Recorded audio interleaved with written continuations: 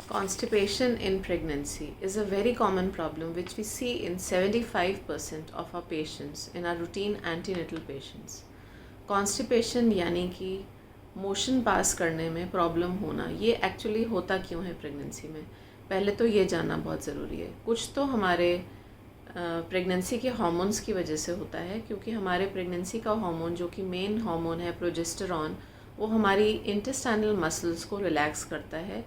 उस रिलैक्सेशन की वजह से जो हमारी इंटेस्टाइनल मोटिलिटी होती है that decreases to a certain extent, जिस वजह से कॉन्स्टिपेशन की प्रॉब्लम हमारी प्रेग्नेंट वुमेन को होती है। और कुछ हमारे कुछ करने की वजह से होता है, जैसे कि हम लोग अपनी डाइट का प्रॉपर ध्यान नहीं रखते हैं। तो हम डिस्कस करते हैं कि हम उन हार्मोन्स को तो चेंज नहीं कर सकते, लेकिन हम अपनी डेली लाइफ में क्या चेंज कर सकते हैं जिससे कि प्रेगनेंसी के किसी भी ट्राइमेस्टर में, किसी भी मंथ में हमको ये कॉन्स्टिपेशन की प्रॉब्लम ना फेस करनी पड़े। कॉन्स्टिपेशन की प्रॉब्लम कभी कभी बहुत सीरियस भी हो जाती है, जैसे कि आपको उसकी वजह से कभी फिशर हो सकता है। फिशर यानी कि पॉटी के रास्ते में एक कट हो जाना, नेचुरली कट हो जाना because of the hard stool, या उसमें से ब्लीडिंग होना, या फिर हेमोरॉइड्स यानी कि लेमैन लैंग्वेज में पाइल्स की शिकायत होना,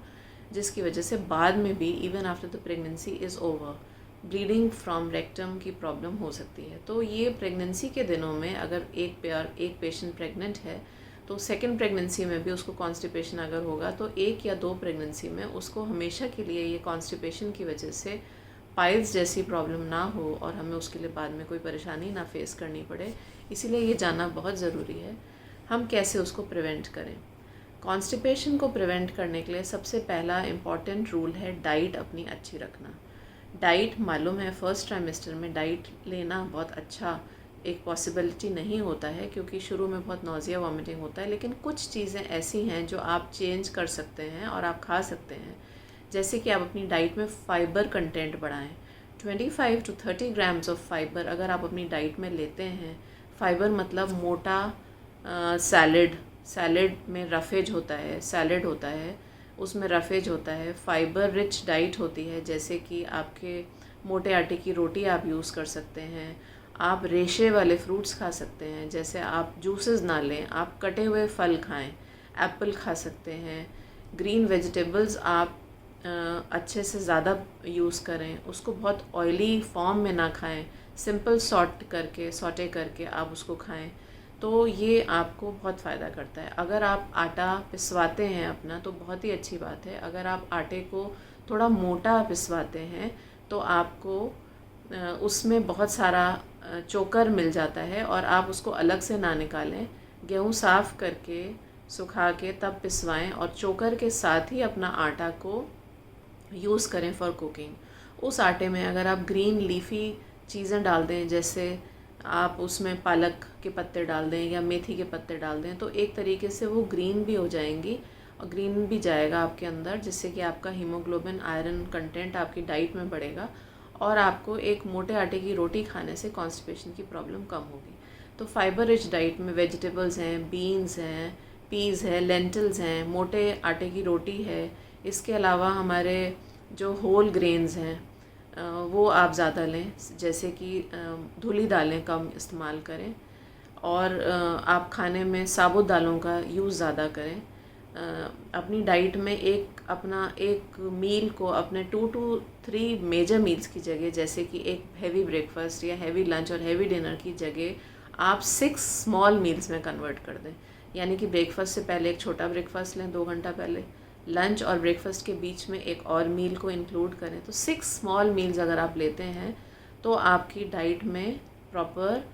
कंटेंट जाएगा और जितना भी आप मैक्सिमम कर सकते हैं उतना आपको हेल्प मिलेगी। साथ में आप वाटर कंटेंट बढ़ाइए, at least 3 to 4 litres of water in any form, चाहे वो सूप के फॉर्म में हो, चाहे वो आपके नारियल पानी के फॉर्म में हो, चाहे थोड़ा बहुत जूस के फॉर्म में हो, वो आप ज़रूर 3 to 4 लीटर्स ऑफ वाटर अपनी डाइट में इंक्लूड करें। उसके बाद सबसे इम्पॉर्टेंट चीज़ आती है आपकी फ़िज़िकल एक्सरसाइज। आप अगर बहुत लेथार्जिक रहेंगे, आपका हीमोग्लोबिन कम है या आपको वीकनेस लग रही है और आप अपनी डाइट का ध्यान नहीं रख रहे हैं और आप लेथार्जी की वजह से ज़्यादा एक्टिविटी नहीं है, आपके घर पे कोई काम का बोझ नहीं है, अगर घर पे काम नहीं है, घर पे बहुत सारे लोग हैं काम करने वाले और आप अवॉइड कर सकती हैं, तो आप वॉकिंग इंक्लूड करें। और अगर आप घर में काम करती हैं तो भी आप 20 मिनट्स मॉर्निंग एंड इवनिंग दोनों टाइम अगर आप वॉक करते हैं at least 6 days, 5 to 6 days in a week, then it is going to help you a lot. Not even for preventing constipation, but even help करेगा आपको, आपका एबनॉर्मल वेट गेन नहीं होने देगा, तो उस चीज़ में भी आपको बहुत हेल्प करेगा। तो कॉन्स्टिपेशन से बचने के लिए यही चीज़ें बहुत फ़ायदा करती हैं। कॉन्स्टिपेशन से बचने के लिए आप कुछ योगा भी कर सकते हैं बैठ के, वो भी आपको एक हद तक फ़ायदा करता है। तो ये एक्सरसाइजेस,